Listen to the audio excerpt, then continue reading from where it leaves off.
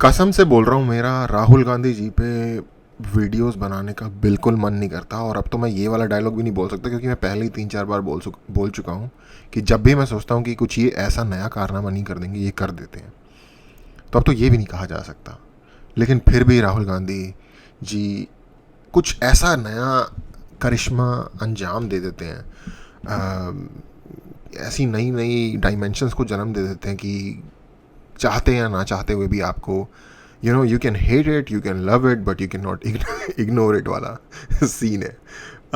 और on a serious note भाई, ignore कर भी नहीं सकते bro. He is fucking sorry, he is the leader of opposition, right? How do you how do you ignore the leader of opposition and stuff he's saying, especially on large stages abroad, not even in our country?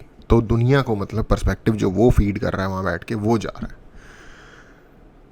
तो इसको थोड़ा ना specific रखते हैं, क्योंकि हर बार मैं बोल बोल के अगेन, जैसा मैं कहा, मैं तंग आ चुका हूँ कि इनकी हरकतें गिनवा गिनवा के जिस तरीके की पॉलिसीज़ और चीज़ें ये पुश करने के चक्करों में रहते हैं। इन्होंने एक यूएस गए हैं अभी, एक फोरम पे बैठ के इंडिया की प्रॉब्लम्स गिना रहे थे और अपना विजन बता रहे थे। वटेवर, अगर आप उसको विजन कहना भी चाहो तो देखते हैं कुछ चीज़ें जो इन्होंने बोली हैं वहाँ पे। वो मैं कुछ चीज़ें एक एक करके एड्रेस करना चाहता हूँ। तो पहली चीज़ इन्होंने जो मुझे स्टैंड आउट करी, कि कह रहे कि लोकल जो स्पेशलाइज्ड आर्टिजन्स हैं, लाइक यूपी वगैरह में, जैसे कुछ चीज़ें कुछ जगह कालीन के लिए, कुछ जगह ब्रास का जो सामान होता है उसके लिए, कुछ जगह डिफरेंट तरीके की चीज़ों के लिए फेमस हैं या वहाँ, तो हमको उनको पुश करना चाहिए, हमको उनको बढ़ावा देना चाहिए। और ये जो सरकार है, और वहाँ से मैन्युफैक्चरिंग निकल के सामने आएगी। अब ये हमारी कंट्री के ऑलमोस्ट लीडर हो जाते, पर इन्हें पहली चीज़ तो इन्हें ये नहीं पता कि इस तरीके के जो आर्टिजन जो स्पेसिफिक जगह हैं उनको प्रमोट करने के लिए और ऑलरेडी प्रोग्राम्स हैं। और मैं ये कह रहा हूँ एज ए पर्सन, जो कि ये जो मेरा ना इस तरीके का व्यू नहीं है कि ओह हमें चाइना को compete करना है, गाड़ियाँ बनानी है उनकी तरह, एक्सपोर्ट करना है, ये वो। लेकिन इंडिया की जो एंशियंट आर्टिजन कैपेबिलिटीज़ हैं उन पे हमें 100% काम करना चाहिए, मेरा ये व्यू है। और उसका रीज़न ये है कि देखो, फ्रांस, इटली, स्पेन, ये जो कंट्रीज़ हैं, जर्मनी, ये जो कंट्रीज़ हैं, ये अब जर्मनी तो चलो है एक बड़ी economic power, but France, Italy वगैरह अब थोड़ा पीछे चले जाते जा रहे हैं। इनके पास ना प्रॉपर बहुत बड़ी पॉपुलेशन है, ना बहुत बड़े रिसोर्सेज हैं। बट एक चीज़ जो इनकी है, वो इन्होंने कुछ ब्रांड्स अपने इंटरनेशनल क्रिएट किए हुए हैं, एवरीडे यूजेज की, परफ्यूम, क्लोथिंग, इस तरीके की चीज़ों के, जैसे LV हो गया, या इस तरीके के LV जैसे जितने भी ब्रांड हैं, क्या कहोगे इसे आप, हरमेस हो गया, इस तरीके के जो गुची वगैरह, इटली का, ये आपने सुने होंगे इन सारे ब्रांड्स के नाम, राइट? डोल्चे गाबाना, ये वो, ये सारे ही प्रीमियम ब्रांड्स हैं जो इन कंट्रीज़ ने आज से लगभग 101 साल पहले या 70-80 साल पहले डेवलप किए। और मैंने पर्सनली, क्योंकि देखो, एयरपोर्ट होता है हमारे आगे, वहाँ से फ़्लाइट लेते हैं। एयरपोर्ट का एक और सेक्शन होता है कार्गो, जहाँ पे बहुत बड़ी संख्या में, आप इमेजिन नहीं कर सकते इतनी बड़ी संख्या में सामान भेजा जाता है, जो कि फ़्लाइट्स की बेली में रख के ट्रांसपोर्ट किया जाता है। और कुछ स्पेसिफिक एयरलाइन है जो सिर्फ कार्गो एयरलाइंस है, जैसे एटलस एक बहुत बड़ी एयरलाइन है जो सिर्फ कार्गो ही मूव करती है। आई थिंक ईवा एक और है, इस तरीके की बहुत सारी एयरलाइंस भी हैं जो सिर्फ सामान लोड करती हैं और एक्सपोर्ट करती हैं।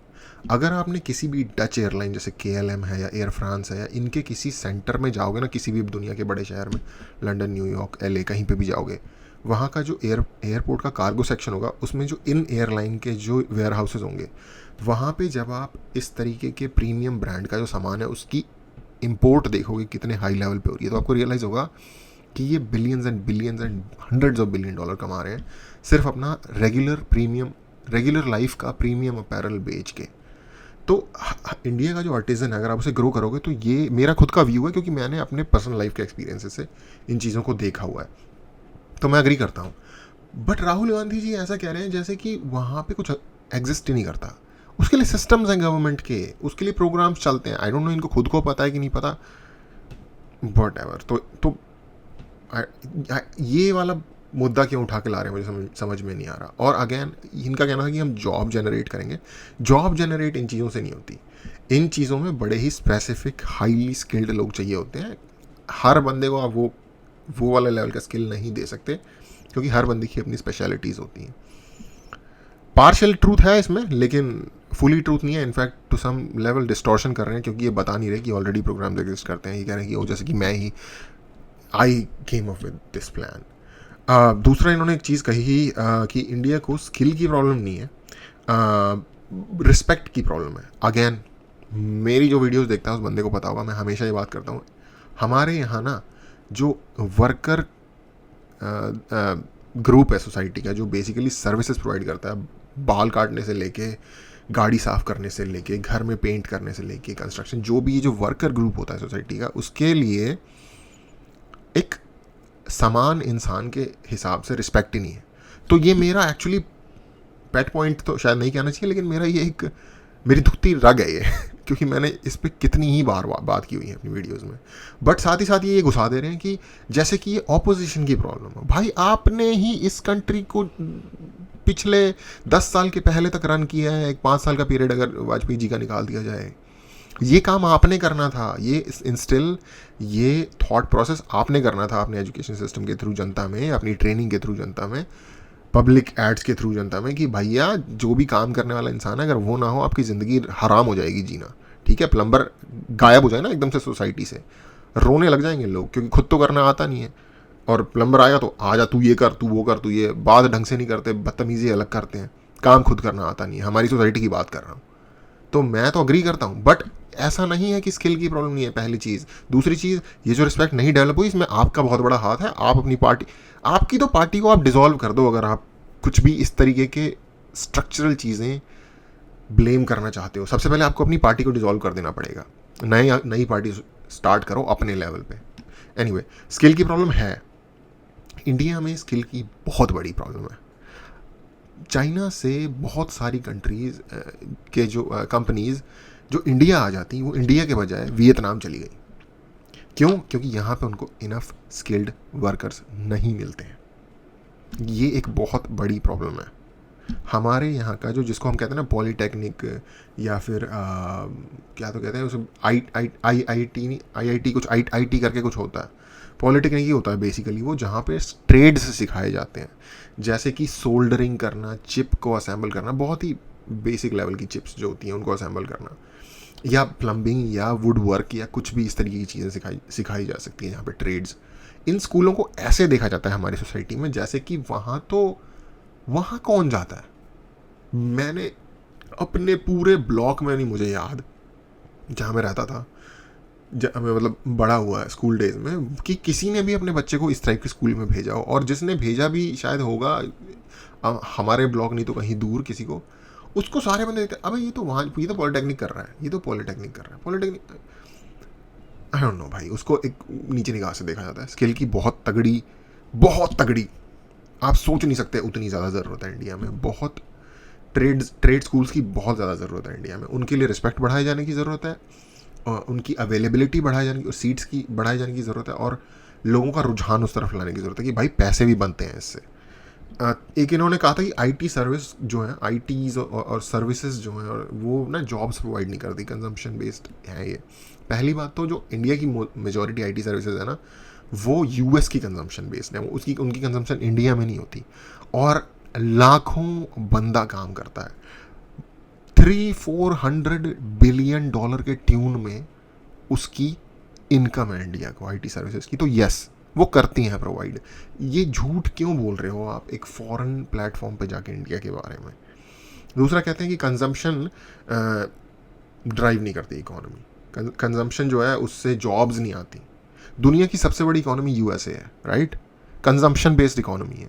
चाइना की जो आप इकोनॉमी का साइज़ देख रहे हो ना, पूरा का पूरा वो है ही सारा का सारा, क्योंकि वो केटर करते हैं यूरोपियन और अमेरिकन मार्केट को, वेस्ट को बेसिकली। अगर वेस्ट उनसे सामान खरीदना बंद कर दे तो ये कंट्रीज़ एक दिन में ढह जाएंगी, इनकी इकोनॉमी। क्योंकि इनके यहाँ आज भी लोकल कंजम्पशन उस लेवल की है नहीं जिस हिसाब से प्रोड्यूस करते हैं। आप अक्सर देखते रहते हो यार, चाइना में तो इनफैक्ट पता नहीं लोग कितना देखते हैं या नहीं, चाइना में बहुत बुरा जॉब स्कैरसिटी आ गई है रिसेंट के कुछ दिनों में, क्योंकि और उसमें ऑफ कोर्स उनकी खुद की भी बहुत बड़ी बड़ी हरकतें थी, हिमाकतें थी। चाइना ने एक अपनी बहुत बड़ी टेक की कंपनी को जस्ट ऐसे ही बंद कर दिया, गायब, चलो भाई काम करना बंद। ऐसे ऐसे रूल्स बना दिए कि आप ये नहीं कर सकते। गेमिंग की अपनी इंडस्ट्री को उन्होंने बहुत अभी पिछले 2 साल 3 साल में नुकसान पहुंचाया है। तो और अगेन थोड़ा थोड़ा यूएसए ने कट ऑफ करना शुरू कर दिया है उनसे। तो आ रही है उनकी औकात नज़र धीरे धीरे। वैसे ठीक है, उन्होंने किया है, उन्होंने मेहनत की है, सब कुछ है, बट ऐसा नहीं है कि कंजम्पशन इकोनॉमी ड्राइव नहीं करती। दुनिया की सबसे बड़ी इकोनॉमी यूएसए है। यूएसए कंजम्पशन बेस्ड इकोनॉमी है। यूएसए से भी अगर आप एज ए यूरोपियन यूनियन को एज वन इकोनॉमी देखो, वो भी कंजम्पशन बेस्ड इकोनॉमी है। मैन्युफैक्चरिंग कौन करता है वहाँ? ज़्यादा से ज़्यादा मैन्युफैक्चरिंग थोड़ी बहुत जर्मनी करता है, और मैं जानता हूँ कि मैन्युफैक्चरिंग बाकी कंट्रीज़ में भी होती है, जैसा कि मैं बता रहा था प्रीमियम अपैरल वगैरह की। लेकिन जिसको आप बड़े बिलियंस ऑफ डॉलर्स में जिसमें कि आप देख सको कि कंटिन्यूसली मंथ टू मंथ हो रहा है, उस लेवल की मैन्युफैक्चरिंग मोस्टली ये 4 कंट्रीज़ करती होंगी, जर्मनी, फ्रांस, इटली, यूके, बस। इनके अलावा तो कोई वहाँ बहुत बड़े बड़े मैन्युफैक्चरर हैं नहीं जब इंटरनेशनल स्केल पे बात की जाए। तो ये भी कंजम्पशन बेस्ड इकोनॉमी ही है मेजरली। उसके बाद ये कहता है कि बांग्लादेश ने हमें क्लोथिंग में किल कर दिया। अब मैंने पता नहीं, मैंने पॉइंट्स ऐसे उठाए जो मुझे अलग ही लगे, भाई क्या बोल रहा है यार, क्या कह रहा है यार। बांग्लादेश कॉटन उगाता है, कभी आपने देखा है बांग्लादेश के कॉटन की प्रोडक्शन क्या है? क्लोथिंग किससे बनती है? कॉटन से बनती है, राइट? तो बांग्लादेश कॉटन कहाँ से लेता है, आपको क्या लगता है? मेजॉरिटी कॉटन सप्लाई उनकी इंडिया से होती है। और बांग्लादेश बहुत बड़ा क्लोथिंग सप्लायर होगा, लेकिन वो इंडिया से बड़ा क्लोथिंग मैन्युफैक्चरर नहीं है भाई। तो ये भी एक सही इन्फॉर्मेशन नहीं है, गुमराह कर रहे हैं आप लोगों को। एक ये कह रहा था कि चाइना ने मैन्युफैक्चरिंग की और ये उनकी सबसे बड़ी अचीवमेंट है और हमको भी जाना चाहिए। चाइना ने कैसे की मैन्युफैक्चरिंग, थोड़ी सी उसकी हिस्ट्री भी बता दिया करो लोगों को। जब निक्सन ने चाइना के जो ये जो आया था हू जिनताओ कह रहा हूँ, डेंग जाओपिंग, जो माओ के मरने के बाद डेंग जाओपिंग उनका नेक्स्ट लीडर बना, जब उसने कहा कि हम अपनी इकोनॉमी ओपन करेंगे, और उसकी निक्सन से 70s के आसपास की बात है शायद, कोई मीटिंग वगैरह हुई, तो यूएसए ने एक प्लान्ड तरीके से, जिस तरीके से उसने सेकेंड वर्ल्ड वॉर के बाद मार्शल वो लाए थे प्रोग्राम और बहुत सारी इकोनॉमीज़ को उन्होंने हेल्प की थी, उसी तरीके से यूएसए ने चाइना को एक प्लान्ड तरीके से हेल्प की है अपनी इकोनॉमी ग्रो करने में, जिससे कि उनकी उम्मीद थी कि ये मूव करेंगे टूवर्ड्स डेमोक्रेसी और फिर लाइक हमारे पास एक एलाई होगा। वो ऐसा हुआ नहीं, वो एक अलग बात है, बट ये एक तरीके की दी हुई भीख है यूनाइटेड स्टेट्स की, जो चाइना की जो आप ये करंट मॉडर्न ग्रोथ देख रहे हो। हाँ, अब वो बागड़ बिल्ले की तरह भड़क रहे हैं उनके आगे, वो एक अलग बात है, पर औकात कुछ नहीं है। बहुत सारे लोग मैं देखता हूँ ऑनलाइन बोलते हैं, स्पेशली हमारे पड़ोसी भाई जिनको कि चाइना बहुत सुपरमैन लगता है, उनके भी वैसे सारे पैसे यूएसए से ही आते हैं। चाइना तो कुछ मुफ्त में देने वाला है नहीं, बट इनका ये बड़ा कहना था, और चाइना हरा देगा आने वाले वक्त में, ये वो कुछ ना करने वाला सो फार जो दुनिया के हालात है। यूएसए की आई डोंट नो, लोग शायद अंडरस्टैंड नहीं करते यूएसए की पावर कहाँ है। यूएसए की पावर इसलिए नहीं है कि यूएसए के पास पैसे ज़्यादा हैं या वो एक्सपोर्ट ज़्यादा करता है। दुनिया की सारी टेक्नोलॉजी जो आप देख रहे हो ना, उसका ओरिजिन कहाँ है कभी पता करना। गिनी चुनी यूरोप की कुछ कंट्रीज़ हैं, उनको हटा दो तो सारी की सारी दुनिया की टेक्नोलॉजी, वो चाहे डिफेंस टेक्नोलॉजी हो, सिविलियन टेक्नोलॉजी हो, कपड़ों से लेके स्टाइलिंग से लेके कुछ भी हो, इकोनॉमिक स्ट्रेटजीज हो, हर कुछ यूएसए से निकल के आता है। ब्रेन दुनिया का वहाँ पे है। उन्होंने एक काम किया, उन्होंने एक सिस्टम बनाया कि उन्होंने कहा कि अगर आप दिमाग है ना आपके अंदर कुछ नया बनाने का, तो आप हमारे यहाँ आ जाओ, हम टेक केयर कर लेंगे हर चीज़ की, बाकी की। तो ये हो गया, पूरी दुनिया का ब्रेन वहाँ जाके ना स्पंज की तरह वहाँ जाता है।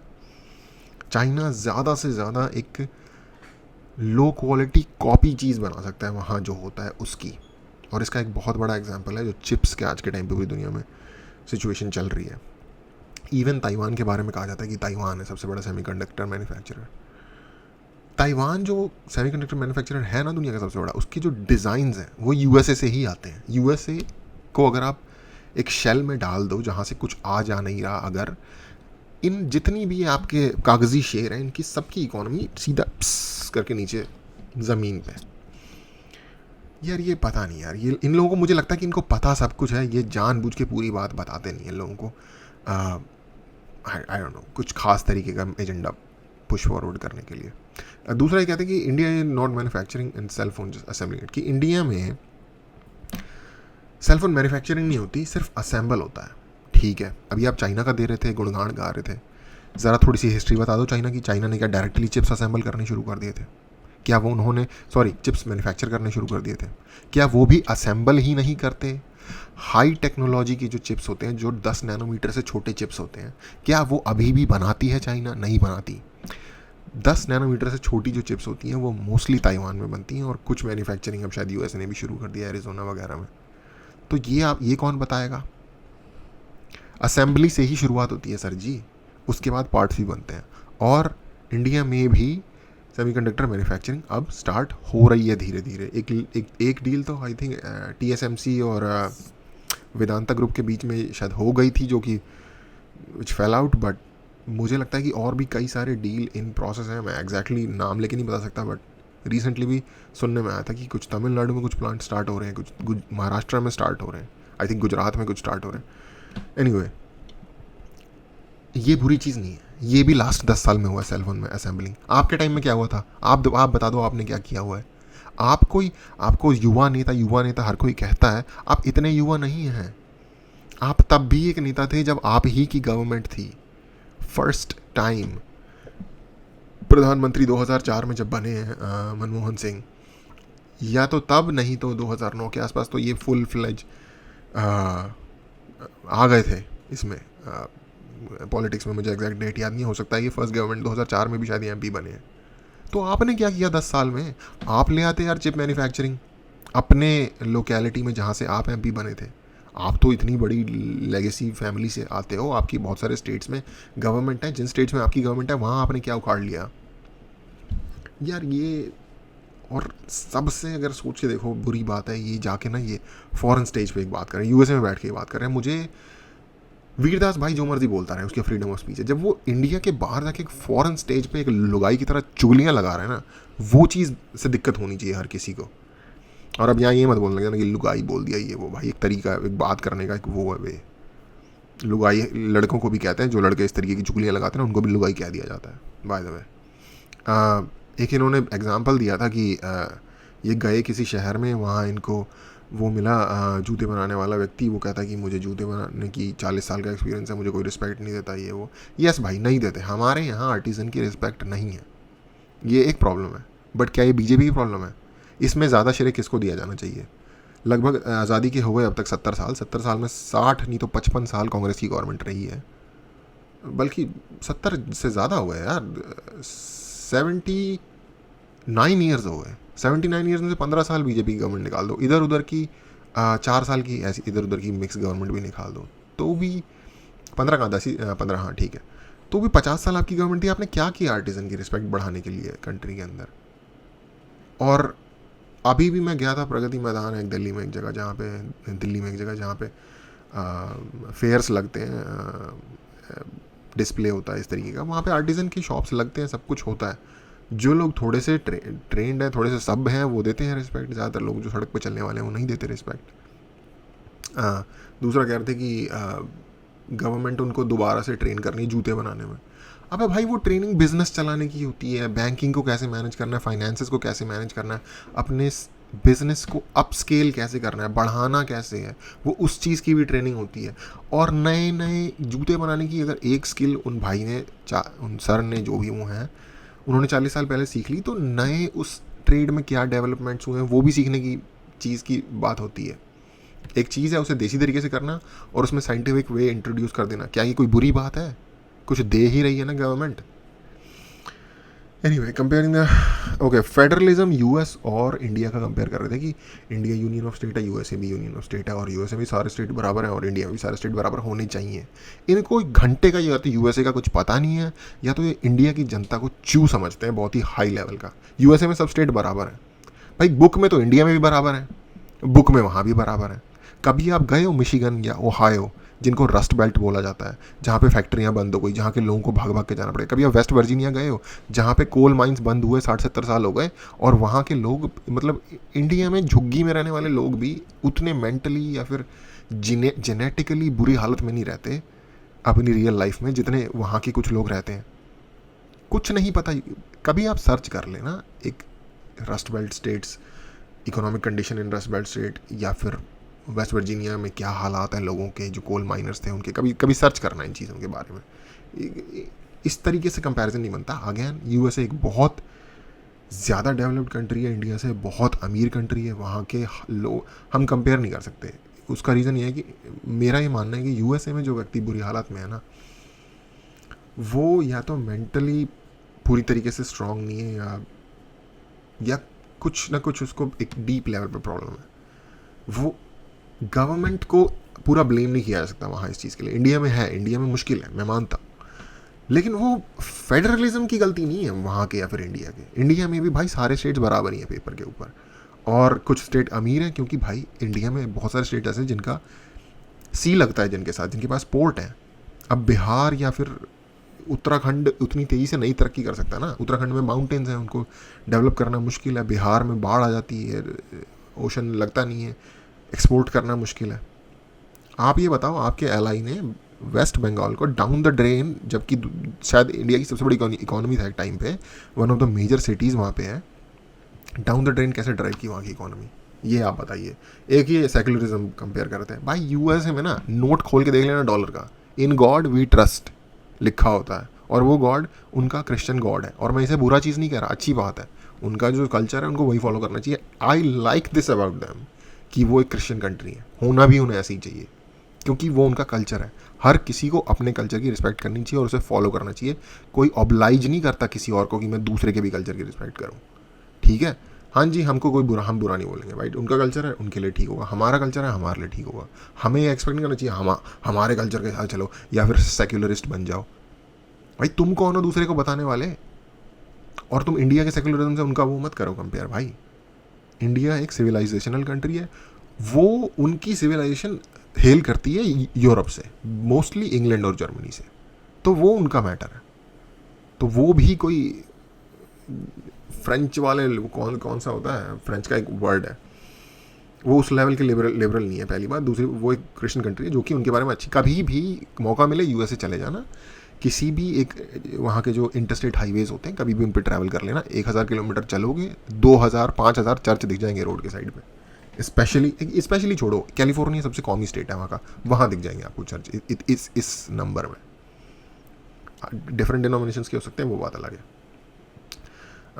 ही प्रमोट्स, ओके, ये अपने बारे में क्लेम कर रहा था भाई कि मेरा ये काम है कि मैं लाऊंगा सोसाइटी में लव, रिस्पेक्ट और ह्यूमिलिटी, ये लाऊंगा। भाई ह्यूमिलिटी की तो आप बात रहने दो, क्योंकि आपका जो बात करने का तरीका है ना, वो ह्यूमिलिटी वाला तो नहीं है। कभी कभार कुछ ऐसे साइंस दिखते हैं कि यार हाँ ठीक है, you are a light hearted person, but फिर आप एक ऐसी बात करते हो जो कि कंट्री को, डेवलपमेंट छोड़ो, ब्रेक कर देने वाली होती है। जब आप जाति के नाम पर डिवाइड करते हो ना पूरी कंट्री को, तो आप ह्यूमिलिटी और लव नहीं ला रहे होते, आप हेट ला रहे होते हो उसके अगेंस्ट जिनको आप अप्रेसर डिक्लेयर कर रहे हो। और एक साथ इन्होंने ये भी डाल दिया कि मैं कास्ट, रिलीजन और स्टेट और लैंग्वेज के बेस पर फ़र्क नहीं करूँगा। जब आप ये चीज़ बोल रहे हो ना, तो ये इम्प्लाइड है कि अभी हो रहा है। तो ये आप क्या कर रहे हो? जिनको जब कभी डिस्क्रिमिनेट हो रहा है, तो जिनके फेवर में डिस्क्रिमिनेट हो रहा होगा, उन लोगों के लिए हेट बढ़ेगी या कम होगी? उनके लिए रिस्पेक्ट बढ़ेगी या कम होगी? लव आएगा कि हेट आएगी? ह्यूमिलिटी आएगी कि गुस्सा आएगा? तो आप क्लेम एक चीज़ कर रहे हो, बट जो आप कर रहे हो उसका इफेक्ट एग्जैक्टली ऑपोजिट है इन चीज़ों के। और लास्ट में यार देखो, बहुत ज़्यादा लंबी बात हो रही है। एक चीज़ जो मुझे लगा भाई, इन्होंने कहा कि आरएसएस जो है वो आइडियोलॉजिकल ग्रुप है, जो कि वो है, और वो पुश करता है अपना एजेंडा थ्रू मतलब अपने जो उनके लोग हैं डिफरेंट इंस्टीट्यूशंस में। अब देखो ये जो है ना, ये दुनिया के किसी भी कंट्री के बारे में सच कहा जा सकता है। कैथोलिक चर्च के बारे में ही कहा जाता है कि भाई ये इनके जो लोग हैं वो बड़े हाई पोजीशंस पे हैं और चीज़ें करते हैं। इसमें हम रोक नहीं सकते ना इस चीज़ को, ना इस चीज़ को इलीगल ठहरा सकते हैं, ना कुछ और, राइट? क्योंकि मान लो एक बंदा एक बहुत बड़ी हाई पोजीशन पे है, पर वो एक सर्टेन आइडियोलॉजी में बिलीव करता है जो कि इलीगल नहीं है, तो आप उसको कैसे हटाओगे? तो इसका सिर्फ एक तरीका है, इसका ये तरीका है, पीछे जाओ, देखो कि उस जिस संस्था की बात हो रही है वो क्या कह रही है, उनकी आइडियोलॉजी क्या है। अगर उनकी आइडियोलॉजी डिसेंट है तो कोई प्रॉब्लम नहीं होनी चाहिए। अगर उनकी आइडियोलॉजी से कुछ फॉल्ट लाइन्स क्रिएट हो रही है सोसाइटी में तो प्रॉब्लम होनी चाहिए। पर्सनली मैंने आरएसएस की आइडियोलॉजी में कोई भी नेगेटिव चीज़ फाइंड आउट नहीं की। बहुत सारे लोग ऐसे सोचते हैं आरएसएस एंटी मुस्लिम है, एंटी माइनॉरिटी है। मैंने आज तक कभी किसी नेता की कोई ऐसी, इनफैक्ट वो इन्वॉल्व करने की बात करते हैं, इंक्लूड करने की बात करते हैं। वो ये कहते हैं चाहे मुस्लिम हो, चाहे क्रिश्चियन हो, चाहे जो मर्जी हो, वो इसी सोसाइटी का पार्ट है। उनकी पूजा पद्धति यानी कि ईश्वर को पूजने की या ईश्वर की इबादत करने की या प्रे करने की का सिस्टम है वो डिफरेंट है, बट वो हैं इसी सिविलाइजेशन के लोग। तो ये तो इंक्लूजन हुआ ना। ये बुरी चीज़ कैसे हुई, स्पेशली लेफ्ट के पर्सपेक्टिव से? क्योंकि मेरे पर्सपेक्टिव से शायद इंक्लूजन में कुछ प्रॉब्लम्स हो सकती हैं। मुझे वेस्टर्न इंक्लूजन नहीं पसंद, जो वेस्टर्न स्टाइल का इंक्लूजन है। मुझे एसिमुलेट करना पसंद है अगर आप एक कल्चर में जा रहे हो तो। लेकिन लेफ्ट के आइडिया से तो ये बहुत बढ़िया बात है भाई। लेफ्ट को तो भाई कतई हाथ जोड़ के खड़े हो जाना चाहिए आरएसएस के आगे, या फिर लाइन लगा देनी चाहिए इनकी मेंबरशिप के लिए, जैसी इनकी पॉलिसीज़ है। तो आई डोंट नो इस पूरी बात का मतलब भी क्या है। ये अगेन एक और वही बात हुई, ये लोग हैं जो दुश्मन हैं, जो बुरा काम कर रहे हैं। अगेन आप कर रहे हो हेट इंस्टिल सोसाइटी के अंदर, हेट इंस्टिल कर रहे हो आप, और फॉल्ट लाइन क्रिएट कर रहे हो सोसाइटी में जो ऑलरेडी है उसको वाइडन कर रहे हो। ये कर रहे हैं आप राहुल गांधी जी। आप कोई लव, ह्यूमिलिटी, रिस्पेक्ट नहीं ला रहे। और प्रॉब्लम ये है कि आप जो ऑपोजिशन की सबसे बड़ी पार्टी है, इनफैक्ट ऑपोजिशन के सबसे स्ट्रॉन्गर अगर नेता हैं, अफसोस की बात है भारत के लिए कि आप वो हैं। और आप ये एक फॉरेन कंट्री में जाके, फॉरेन स्टेज पे जाके बता रहे हैं दुनिया को, जो कि झूठ है।